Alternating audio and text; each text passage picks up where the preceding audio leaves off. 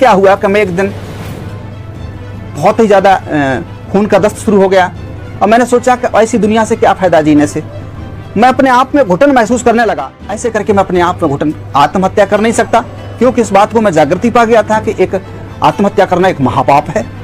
ऐसी हालातों में बड़ी मुश्किलों से मैं जब उठ के गया तो क्या देखा कि एक छोटा सा पर्चा मुझे मिला और वो पर्चा आसमां के नीचे, जमीन के ऊपर और मनुष्यों के बीच में सिर्फ एक ही प्रभु और एक ही उद्धारकर्ता, एक ही सृष्टिकर्ता और एक ही हमारा सतगुरु है, जिसका नाम है यीशु मसीह। और इस यीशु मसीह कोई अलग प्रभु नहीं है, ये कोई देशी और विदेशी प्रभु नहीं है, ये सार्वभौमिक सत्य है। तो उसने सारे संसार के लिए अपनी बाहों को फैलाया और सारे संसार के लिए अपना प्राण सूली पर बलिदान करके हर एक जन को उनके पापों से मुक्ति किया है। मैं भी इसी हालात में, इसी कैटेगरी में था, एक आम आदमी। गांजा, शराब, जुआ, व्यभिचार, मेरी आंखों में गंदी सोच, सब कुछ था और मैं एक नाश हो रहा था। मेरे शरीर में एक पसली उठती थी और उसका कोई इलाज नहीं था संसार में कहीं। और मैं सुबह 4 बजे उठकर स्नान करके शंख फूंक देता था और सारे नियम और व्रत बड़े कायदे से करता था, लेकिन फिर भी मेरे लिए कहीं पर भी कोई राहत की नाम की चीज नहीं थी। अंततः क्या हुआ कि मैं एक दिन बहुत ही ज्यादा खून का दस्त शुरू हो गया और मैंने सोचा कि ऐसी दुनिया से क्या फायदा जीने से। मैं अपने आप में घुटन महसूस करने लगा और मैं कहने लगा कि अगर कोई दुनिया का कोई प्रभु है, एक सृष्टिकर्ता, कोई अल्लाह है, खुदा है, तो कितना बेदर्द हो गया है जो मैं ऐसी हालातों में हूँ। आखिर मुझ में कमी क्या है, उस कमी को अवगत कराया जाए, या तो मेरी जान को मुझसे ले लिया जाए या मुझे जीवन, मुझे शांति का दिया जाए। ऐसे करके मैं अपने आप में घुटन, आत्महत्या कर नहीं सकता, क्योंकि इस बात को मैं जागृति पा गया था कि एक आत्महत्या करना एक महापाप है। ऐसी हालातों में बड़ी मुश्किलों से मैं जब उठ के गया तो क्या देखा कि एक छोटा सा पर्चा मुझे मिला और वो पर्चा किसी व्यक्ति ने फेंक दिया था। उसमें एक नाम मिला था, यीशु नाम, और उसने कहा, उसमें लिखा था, हे सब परिश्रम करने वालों और बोझ से दबे लोगों, मेरे पास आओ, मैं तुम्हें विश्राम दूंगा। मैंने अपनी समझ से कोई धर्म, कोई पंथ या कोई जप तप या कोई धार्मिक कर्मकांड, उपवास, व्रत नहीं छोड़ा, लेकिन फिर भी मेरे जीवन में अशांति और निराशा बहुत अच्छी तरीके से राज कर रही थी।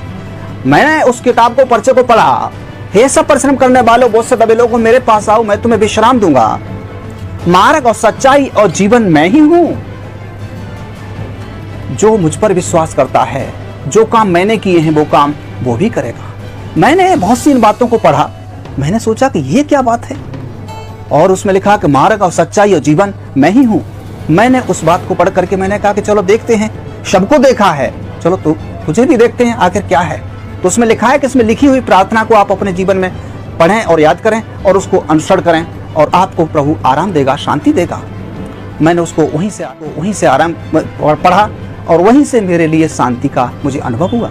लिखे हुए पते पर मैंने और कुछ मंगाया, फिर वो कहीं पर कहाँ होता था इसका सत्संग, मैंने उसके बारे में जानने के लिए काफ़ी कुछ प्रयास किया, कहीं मिला, बहरहाल मुझे शांति नहीं मिली। अंत में मैं बढ़ता चला गया तो प्रभु की आत्मा ने मुझे खुद ही प्रोग्रेस किया और बताया कि इस तरह से आपको आगे बढ़ना है। तो फिर मैंने इस तरह से प्रभु को 3 दिन का फास्टिंग उपवास व्रत रखा और रखने के बाद प्रभु ने मुझे अपने सामर्थ्य से, अपनी आत्मा से वो अलौकिक शक्ति और सामर्थ्य से भर दिया जो कि मैं कभी भी स्वप्न में भी नहीं सोचा था। तो ये चीजें देखी, वो रोग बीमारी मेरी चली गई, मेरे भव व्याधा चले गए केवल यीशु नाम से। और उसका वचन ये बताता है कि मैं अपनी शांति तुम्हें देता हूं। संसार में कोई भी व्यक्ति अपनी शांति दूसरे को नहीं दे सकता। कोई भी महापुरुष, कोई भी ऋषि मुनि, कोई भी धर्म पंथ का कोई भी सृजन करने वाला अपनी शांति दूसरे को नहीं दे सकता। केवल उस परमात्मा ईसा मसीह ने इस शब्द को बोला, मैं अपनी शांति तुम्हें देता हूं, और उसने मुझे अपनी शांति दी। मैं अपनी उसकी शांति से आज परिपूर्ण हूं। आज संसार में लोगों को जन जागृति के लिए मैं ये बताना चाहता हूं कि वो कैसे लोगों को ढूंढ रहा है। वो धर्म पंथ के लोगों को नहीं, वो काबिल लोगों को नहीं, वो ज्यादा बैरिस्टर और वकील को या कोई वैज्ञानिक को नहीं। परमात्मा के पवित्र शास्त्र में ऐसे लिखा हुआ है, वो आत्मा और सच्चाई से भजन करने वालों को वो ढूंढता है।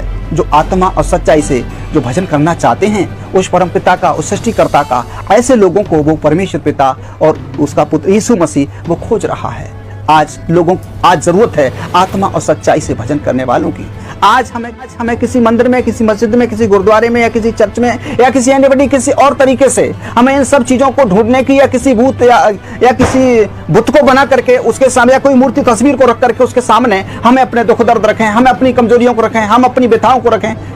ये सब मनुष्य के निर्मित और मनुष्य की सोच के अनुसार है।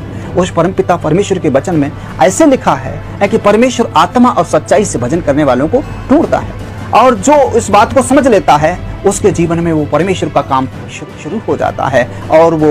और ऐसे लिखा है कि परमेश्वर के पवित्र शास्त्र में, क्या तुम नहीं जानते कि तुम परमेश्वर का मंदिर हो और परमेश्वर का आत्मा तुम में वास करता है। और ये शब्द जो पवित्र शास्त्र बाइबल में लिखा है, ये शब्द हमारे भारत के संतों ने बोला है कि ना मंदिर में, ना मस्जिद में, ना काबे कैलाश में, अरे मुझको कहाँ तू ढूंढे बंदे, मैं तो तेरे पास में।